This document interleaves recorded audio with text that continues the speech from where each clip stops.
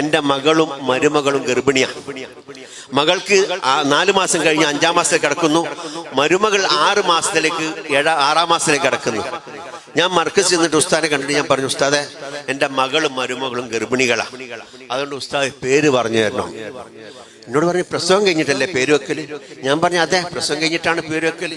അത് അപ്പം പറയാം, അല്ല എനിക്ക് നിങ്ങൾ ഇപ്പം പറഞ്ഞു തരണമെന്ന്. ഞാൻ ഉസ്താദിനെ വിട്ടിച്ചു, കാരണം ഉസ്താദിനെ ചോദിച്ചാൽ കിട്ടുന്നുള്ള എനിക്കറിയാം. ആ ഒരു ഉറപ്പിൻ്റെ അടുത്തുണ്ട്. മറ്റുള്ളവരെ അത് പിന്നെ അറിയാതെ പോവില്ല.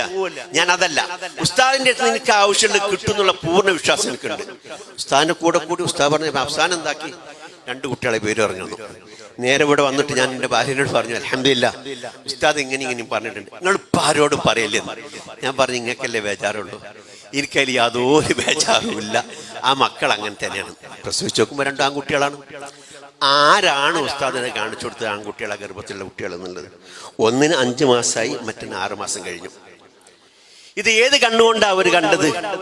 ഇതൊക്കെ ഇപ്പോഴും നിന്നുകൊണ്ടിരിക്കുന്നത്. ഞാൻ ഇതൊക്കെ പറഞ്ഞത് സാധാരണ ഒരു മനുഷ്യനല്ല മഹാനായ സുൽത്താനുൽ മയ്യപ്പുസ്താദ്, അത് ഓർമ്മപ്പെടുത്താനും കൂടിയാണ് ഇപ്പം പറയുക. കറാമത്ത് നിഷേധിക്കുന്നവരോട് ഞാൻ പറഞ്ഞത്. അപ്പൊ അതൊക്കെ നമ്മൾ മനസ്സിലാക്കുക. നമ്മൾ വിചാരിക്കുന്നത് പോലെയല്ല. മഹാനായ ഹബീബ് റസൂലുള്ളാഹി സ്വല്ലല്ലാഹി അലൈഹി വസല്ലം തങ്ങളുടെ സമ്മതപ്രകാരം മദീന മുനവ്വറിൽ വന്ന് ബഹുമാനപ്പെട്ട മുഹമ്മദ് മാലിക് റളിയല്ലാഹു അൻഹു ലക്ഷ്യങ്ങളെ സാക്ഷി നിർത്തിയാണ്ട് പറഞ്ഞു, റസൂലുള്ളാഹി സ്വല്ലല്ലാഹി അലൈഹി വസല്ലം തങ്ങളുടെ സമ്മതപ്രകാരം ഞങ്ങൾ കൊടുക്കാനുള്ളതൊക്കെ ഷെയ്ഖ് അബൂബക്കറിന് കൊടുത്തിട്ടുണ്ട്, നിങ്ങൾ ഷെയ്ഖ് അബൂബക്കറോട് വാങ്ങിക്കോളി. അതാണ് ഷെയ്ഖ് അബൂബക്കർ, അതാണ് മഹാനായ സുൽത്താനും, അതാണ് ഗ്രാൻഡ് മുഫ്തി.